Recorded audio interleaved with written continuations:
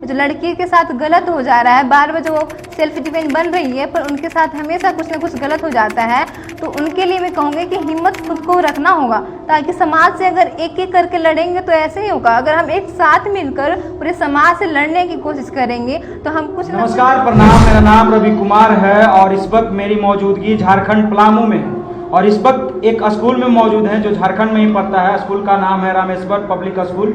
और उस स्कूल में जब मैं आया हुआ था तो एक बच्ची जो थी वो बहुत ही अच्छे तरह से अपनी बातों को रख रही थी। और जब मैंने पता किया कि वो उस बच्ची के बारे में, तो मुझे पता चला कि वो बहुजन समाज से आने वाली बच्ची है और अपने महापुरुषों के बारे में बता रही थी, पाखंडवाद पर बहुत अच्छे तरह से बोल रही थी। तो मैंने सोचा कि इनकी बातों को जो है मैं अपने पेज पर रखूँ, मैं अपने यूट्यूब चैनल पर रखूँ। तो उन्हीं से मैं आपसे बात कराता हूँ। सबसे पहले आपका नाम क्या हुआ?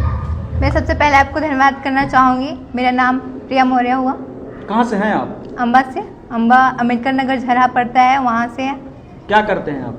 अभी हम 10th की पढ़ाई करते हैं और साथ में सभी की पूरे पूरे भारतवर्ष के साथ साथ पूरे विश्व तक आवाज़ पहुँचाने की कोशिश करते हैं, इतिहास को फिर से दोहराने की कोशिश करते हैं। कौन सा स्कूल में पढ़ती हैं 10th में? सेंट जोसेफ पब्लिक स्कूल, जो हमको लगता है भारत का वो स्कूल नहीं हो सकता, बिहार का स्कूल नहीं हो सकता है जो तो इतना नॉलेज आपको दे दे।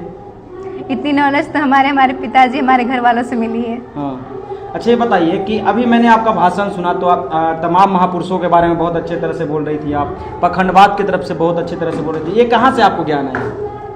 मैं छोटी सी उम्र में अपने पिता के साथ ज़्यादातर रही हूँ और मेरे घर में अच्छे से संस्कार के साथ साथ बाहरी दुनिया के बारे में बताया जाता है। और मेरे पिताजी अगर कहीं हमें ले जाते हैं तो होता है कि कोई शांति से जाए, तो पर नहीं, हमारे पिताजी हमें कुछ न कुछ सिखाते जाते हैं, तो मैं उनसे सीखी हूँ।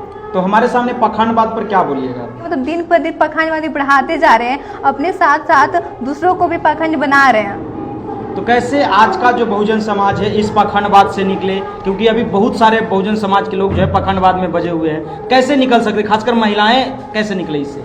महिलाओं की तो बात अलग है। महिलाओं जो होती है वो बहुत ज़्यादा पाखंडवादी में है, क्योंकि महिलाएं जो होती है एकदम पूरी तरीके से इतनी नॉर्मल होती है वो कि किसी भी बात पे बहुत जल्द विश्वास कर लेती है। उनको पाखंड इस तरीके से फंसाते हैं कि आप अगर महिलाओं की बात करते तो महिलाओं को अगर आपको समझाने की कोशिश करोगे तो नहीं, डायरेक्ट अगर कुछ भी बीमारी हो तो महिलाएं डायरेक्ट करेगी कि वो बाबा के पास चलो, वो चाचा के पास चलो, वो जो साधु बाबा है, वो पाखंड जो ब्राह्मण है उनके पास चलो। कुछ ना कुछ बात पे वो कभी नहीं कहेगी कि हॉस्पिटल में चलो, डायरेक्ट कहेगी कि उस बाबा के पास चलो।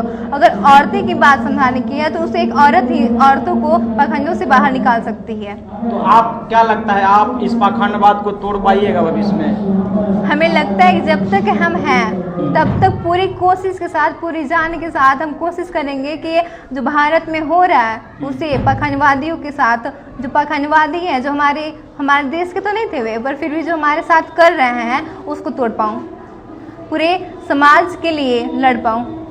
अच्छा, आप फुले जी पर भी बहुत अच्छा बात दे रही थी, उनके बारे में क्या सोचती हैं, क्या विचार रखना चाहती हैं? फुले जी, भले उनका जन्म 3 जनवरी को हुआ था, जब उनका जन्म हुआ था तब हम नहीं थे, पर हाँ उनकी कहानियाँ से, उनके इतिहास से हमें लगता है पूरे भारतवर्ष में फिर से फुले होना चाहिए। पूरे भारतवर्ष को जो फुले जी चाहती थी भारतवर्ष को बनाना, वो बनना चाहिए। पूरे समाज में पूरी लड़कियों को बाहर निकलना चाहिए और बाहर की दुनिया के साथ साथ पूरी पढ़ाई करनी चाहिए जो फुले जी करना चाहती थी। और जो लड़की के साथ गलत हो जा रहा है, बार बार जो वो सेल्फ डिफेंस बन रही है, पर उनके साथ हमेशा कुछ ना कुछ गलत हो जाता है, तो उनके लिए मैं कहूँगी कि हिम्मत खुद को रखना होगा, ताकि समाज से अगर एक एक करके लड़ेंगे तो ऐसे ही होगा। अगर हम एक साथ मिलकर पूरे समाज से लड़ने की कोशिश करेंगे तो हम कुछ ना कुछ जरूर कर पाएंगे। जैसे फुले जी और फतेमा शेख 2 थे, तो लोगों ने कोशिश करके पूरे समाज को अपना बनाया था, तो हम भी कोशिश करते हैं पूरे समाज को अपना बनाने के लिए, एक साथ सबको मिलजुल कर लड़ने के लिए समाज से। इतनी छोटी सी उम्र में मतलब आप सोच सकते हैं कि